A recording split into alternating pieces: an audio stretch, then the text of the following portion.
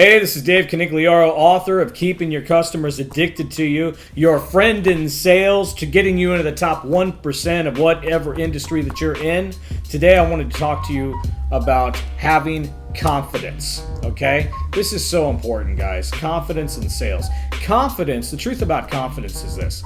You can only be confident whether it's on the phone or face-to-face or in front of a camera or whatever it is. You can only have confidence through preparation. It takes practice, right? It takes a lot of practice. Guy calls me on the phone today. True story. Guy calls me on the phone today. He says, listen, is this Dave? I said, yes, it's David. He says, listen, there's a company that does exactly what you guys do. First of all, I know that's not true. There is no company on the planet, I don't care who they are, that does exactly what we do the way we do it, okay? But, I'm not always, first rule of selling is always agree with the customer. I said, okay, that makes sense. Okay, what is the company offering you? He says, listen, this is what the company's offering us. Can you match their price or beat it? Now, first of all, anybody that knows me, anybody that follows our video, if you've listened to Keeping Your Customers Addicted to You or my newest thing on real estate, I never, ever want to bring the price down. I always want to add more value for the dollar, okay? Price, guys, is usually a myth. Price is usually a myth. If you don't believe this, why is it that people will spend thousands and thousands of dollars for season tickets to go to a ball game when they could have easily watched it on for free on TV, right? Price is usually a myth. If price wasn't a myth, why do people pay $5 for a bottle of water when they could have easily turned it on the tap for free?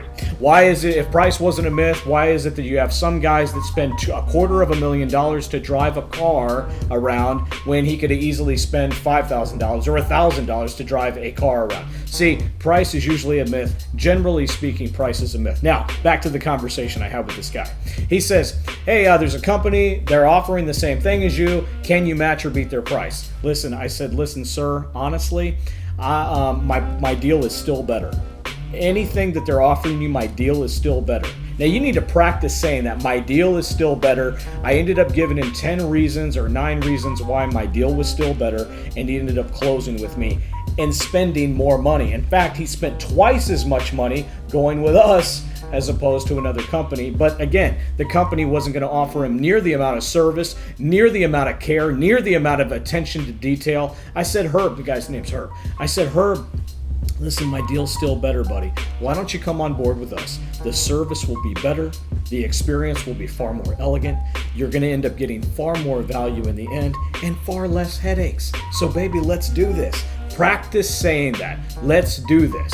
Let's do this. First rule of selling is always agree with the customer. Secondly, you got to close. Let's do this. Hey, have you heard enough to make a decision? On a scale of 1 to 10, where are you in this, in everything I've told you, right? Guys, practice, because the more practice you get, the more confident you'll be.